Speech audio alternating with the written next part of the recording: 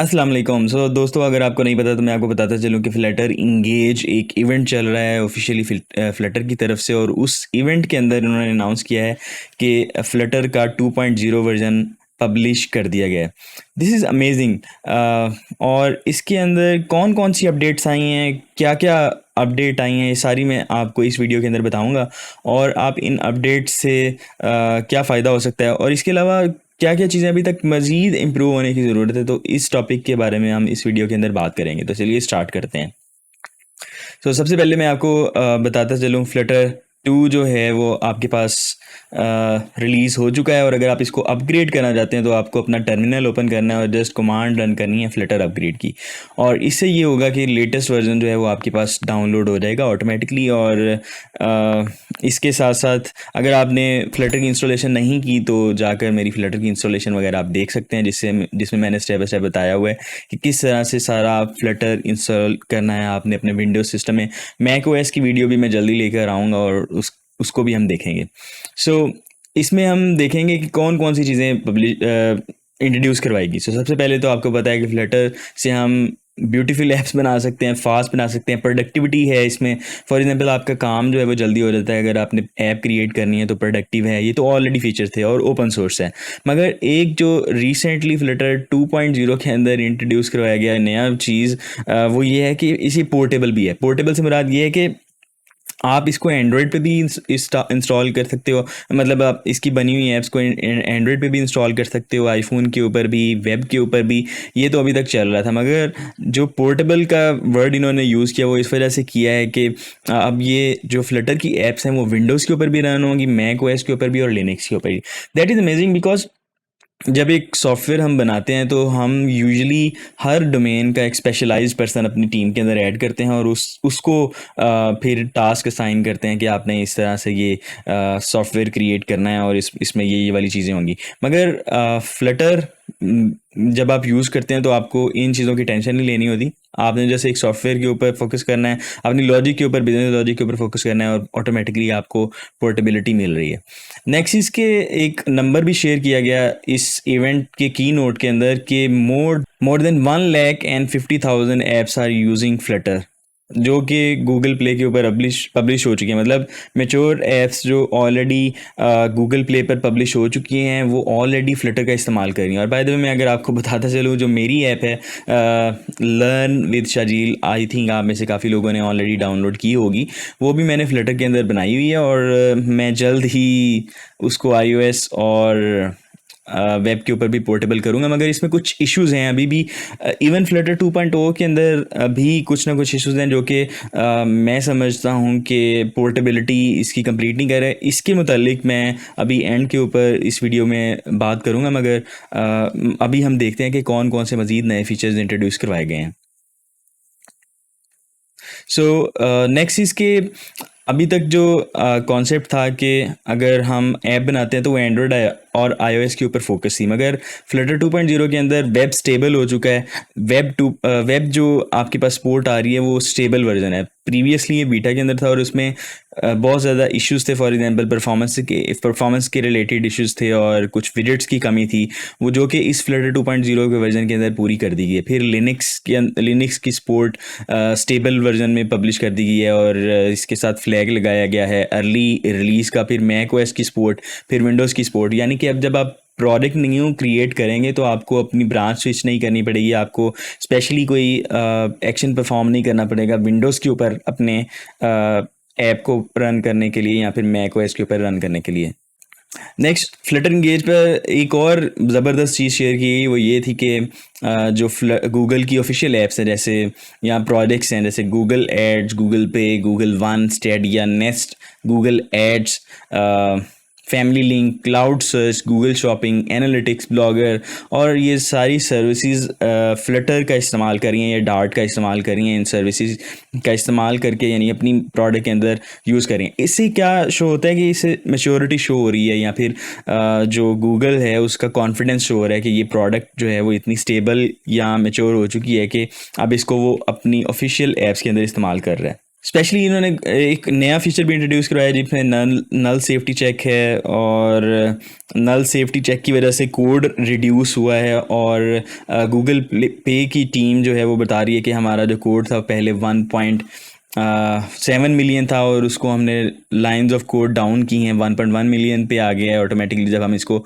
Upgrade करेंगे Flutter 2.0 के ऊपर तो हमारा कोड भी रिड्यूस होगा। तो इसका मतलब ये है कि जो हमारी ऐप्स हम पब्लिश करते हैं गूगल प्ले पे, ऐप स्टोर पे, या जो भी हम अपनी बिल्ड पब्लिश करेंगे वो उसका साइज़ भी कम होगा फ्लटर 2.0 में।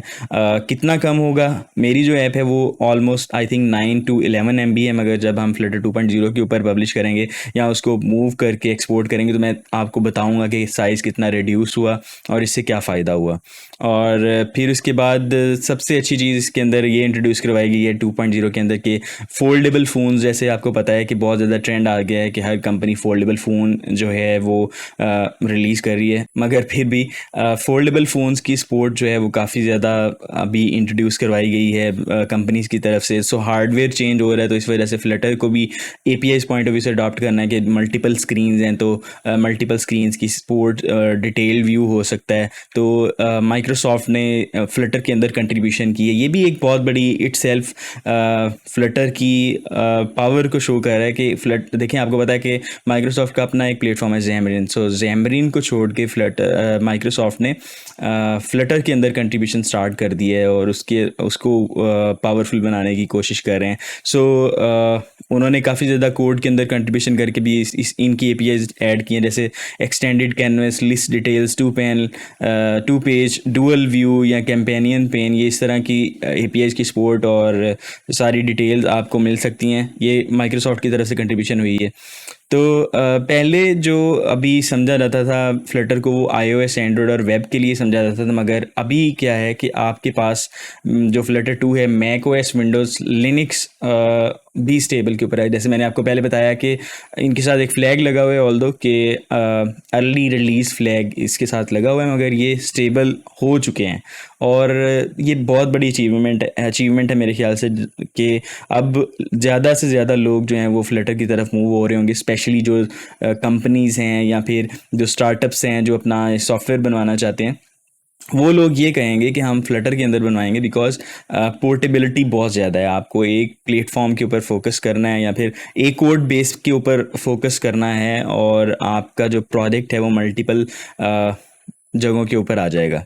सो ना सिर्फ ये बल्कि इसके साथ साथ एम्बेडेड की सपोर्ट भी फ्लटर के अंदर मौजूद है।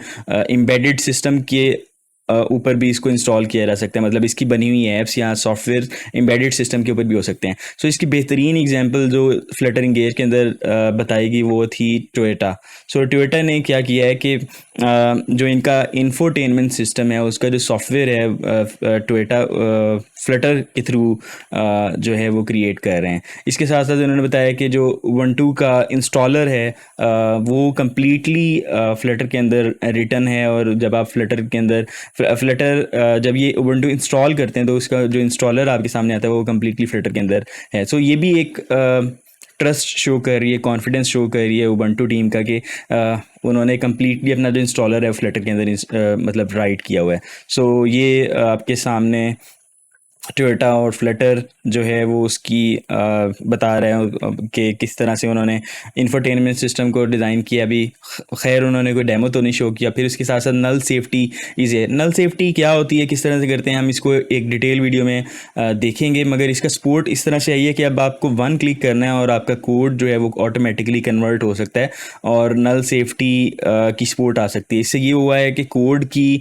जो नंबर ऑफ़ लाइंस हैं वो भी रिड्यूस हुई हैं, और नंबर ऑफ़ लाइंस रिड्यूस होने का सबसे बड़ा फ़ायदा ये है कि मतलब आर्किटेक्चर के अंदर या फिर इसकी जो मशीन लैंग्वेज है उसके अंदर नंबर ऑफ़ लाइंस रिड्यूस हुई हैं। उसका सबसे बड़ा फ़ायदा ये है कि अब हमारी जो ऐप्स हम जनरेट करते हैं वो हमारी साइज़ में कम होंगी, और साइज़ में कम होने का मतलब ये है कि डाउनलोड्स ज़्यादा से ज़्यादा होंगे। जितना साइज़ कम होगा उतना ज़्यादा यूज़र उसको डाउनलोड करता है, प्रेफर करता है, बिकॉज मेमोरीज़ का बहुत इशू है फ़ोन्स के अंदर जब हम ऐप्स को इंस्टॉल करते हैं, और कई लोग इसी वजह से इंस्टॉल नहीं करते बिकॉज फ़ोन में मेमोरी नहीं होती। तो इसके साथ साथ ऐप साइज़ की एक फ्लटर डेव टूल्स के अंदर टैब ऐड कर दी गई है, जिसमें आप देख सकते हैं कि कौन सी चीज़ आपकी ऐप का जो साइज़ है वो सबसे ज़्यादा ले रही है, और आप उसको रिमूव कर सकते हैं, मे बी ऑप्टिमाइज़ कर सकते हैं। लाइब्रेरीज़ कौन कौन सी आपने इंक्लूड की हैं और वो कितना साइज़ ले रही हैं, एसेट्स कितना साइज़ ले रहे हैं, फिर उसके बाद मे बी और अदर चीज़ें, जो सारा डिटेल के अंदर आपको पता चल जाता है। फिर उसके बाद फायरबेस और फ्लटर की जो लाइब्रेरीज़ हैं वो फ्लटर 2.0 के ऊपर अपग्रेड कर दी गई हैं, और नल सेफ्टी चेक उनके अंदर ऐड कर दिया गया, जिसकी वजह से ये मज़ीद ऑप्टिमाइज़ हो गई हैं, जैसे authentication library, cloud Firestore, cloud functions, cloud messaging, cloud storage, Crashlytics से सब कुछ अपग्रेड हो चुका है।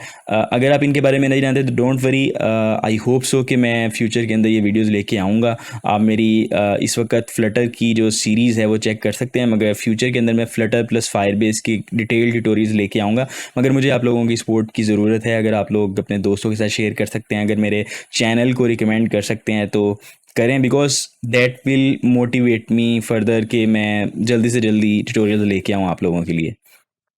इसके साथ साथ पैकेजेस जो हैं वो नंबर ऑफ़ पैकेजेस अवेलेबल हैं मार्केट के अंदर, मोर देन 50,000 पैकेजेस जो इन्होंने ऑफिशियली बताया है कि पैकेजेस अवेलेबल हैं, जो कि हम यूज़ कर सकते हैं अपनी ऐप्स को मोर पावरफुल बनाने के लिए, उसमें फंक्शनैलिटी ऐड करने के लिए। Packages are just like plugins. If you are a WordPress guy, अगर आप वर्डप्रेस यूज़ करते हैं तो आपको पता होगा कि हम प्लगइन इंस्टॉल करके अपनी सिस्टम को थोड़ा सा पावरफुल कर ले सकते हैं। सो यू कैन से कि ये भी कुछ उस तरह से है, मगर इसमें भी कोडिंग थोड़ी सी इन्वॉल्व होती है। पैकेज को कैसे इस्तेमाल करना है उसके लिए कोडिंग इस्तेमाल होती है, मगर ये बहुत अच्छा मतलब इकोसिस्टम बना हुआ है। मगर यहाँ पर एक इशू जो सबसे बड़ा आता है वो ये है कि पैकेजेस के अंदर लेट्स सपोज अगर एक पैकेज अवेलेबल है और अगर उसने अभी तक फ्लटर 2.0 की सपोर्ट ऐड नहीं की, तो तब आपको उतनी देर तक वेट करना पड़ सकता है, या मे बी कंपेटिबिलिटी उसकी जस्ट एंड्रॉयड और iOS तक हो, मगर मैक ओएस या फिर विंडोज़ के ऊपर या फिर वेब के ऊपर ना हो, तो तब भी हम वो पैकेज नहीं यूज़ कर सकते, बिकॉज अगर आपने एक ऐसा सॉफ्टवेयर बनाना है जो कि 6-7 प्लेटफॉर्म्स के ऊपर रन हो, तो ये कुछ लिमिटेशंस हैं। बाकी एक और चीज़, अगर हम फायरबेस की बात करें तो फायरबेस रियल टाइम डेटाबेस में बहुत देर से उसका वेट कर रहा हूँ कि वो वेब सपोर्ट कब आएगी। फ्लटर 2.0 में भी नहीं आई वेब उसकी रियल टाइम डेटाबेस की 2.0 सपोर्ट।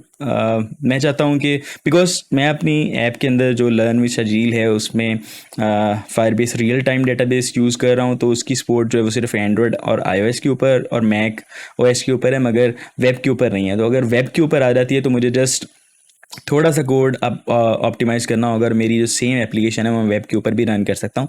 मगर अनफॉर्चुनेटली अभी तक उसकी सपोर्ट नहीं है, तो शायद मुझे क्लाउड फायर स्टोर की तरफ माइग्रेट करना पड़े और उसमें अपना जो सारा सिस्टम है वो डिज़ाइन करना पड़े। बट एनीवे हम अभी भी वेट कर सकते हैं, और मैं जल्द से जल्द इंशाल्लाह मैं ट्राई करूँगा कि iOS का वर्जन भी रिलीज़ करूँ। उसमें भी काफ़ी देर हो चुकी है। आई नो कि मैं बार बार उसके ऊपर कमिट कर चुका हूँ, बट लेट्स सी।